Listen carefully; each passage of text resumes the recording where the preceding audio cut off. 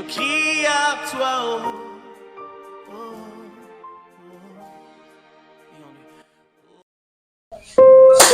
Bonjour peuple de Dieu, vous qui nous suivez en ce moment.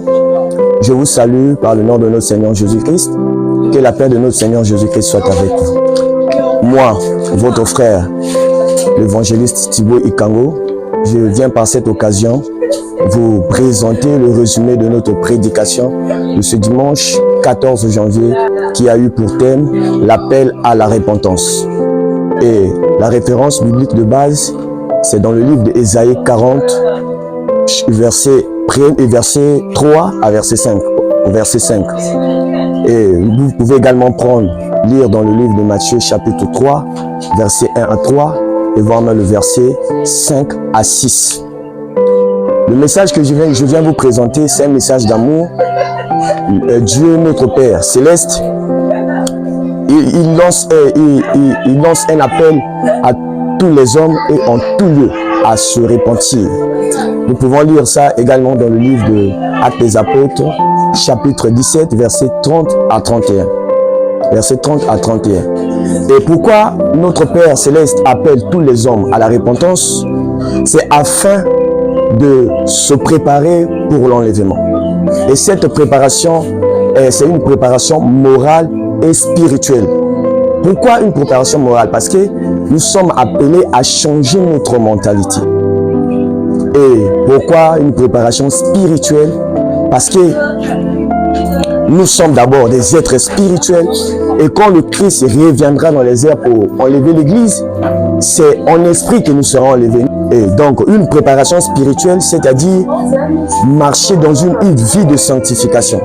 La parole de Dieu nous dit dans le livre d'Hébreux chapitre 12, verset 14, et sans la sanctification, personne ne verra le Seigneur. Et la sanctification, lorsqu'on parle de la sanctification, cela signifie que nous, on doit se purifier de toute souillure de la chair et de l'esprit. Nous pouvons également lire ça dans le livre de 2 Corinthiens, chapitre 7 et verset 1er. Et dans cette prédication, nous avons souligné 4 points. Le premier point, nous avons parlé de ce que c'est que la repentance. Nous avons défini la repentance.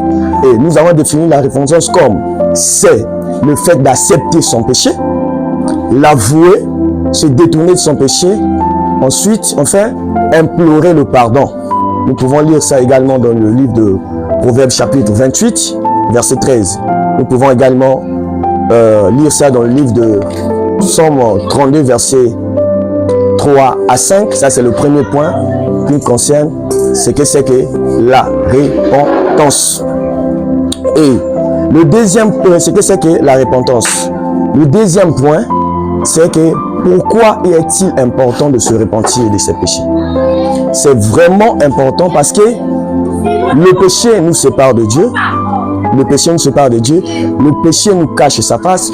Le péché nous empêche, lui empêche de nous écouter. Le péché nous empêche de nous écouter et le péché attire la souffrance dans notre vie. Et le péché entraîne une mort spirituelle et voire même physique.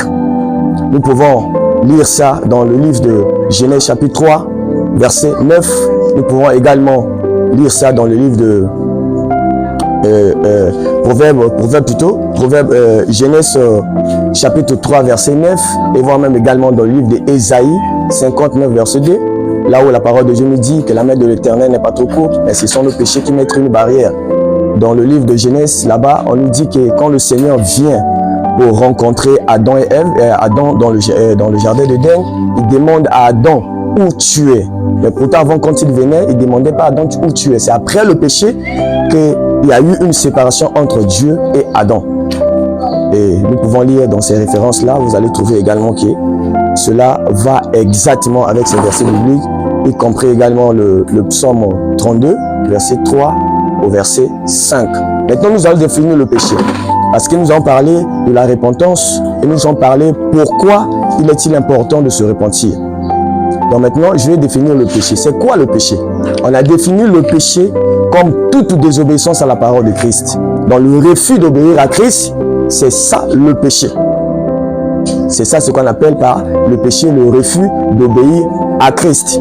Et l'apôtre Paul nous exhorte même dans le livre de Apocalypse, plutôt Éphésiens chapitre 4, à partir du verset 17 jusqu'au verset 32. L'apôtre Paul nous exhorte à ne pas marcher comme les païens qui marchent selon la vanité de leurs pensées. Donc, automatiquement, nous comprenons que la repentance, c'est également le changement de mentalité. Donc, Dieu nous appelle à changer notre mentalité, notre façon de voir le monde. Parce que nous avons été séparés du monde. Donc, nous devons marcher avec le renouvellement de l'intelligence. Car les païens marchent selon la vanité de ce monde, la vanité de leurs pensées. Et quel est le sort de celui qui refuse de se repentir? Or, pour celui qui refuse de se repentir, son sort est bien clair.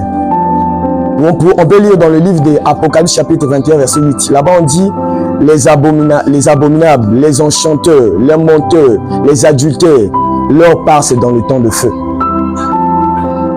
Et tous ceux qui refusent de se repentir, il est sous la colère de Dieu et il attend son jugement. Et mais pour ceux qui acceptent de se repentir, le Seigneur Jésus le pardonne et le purifie de toute iniquité.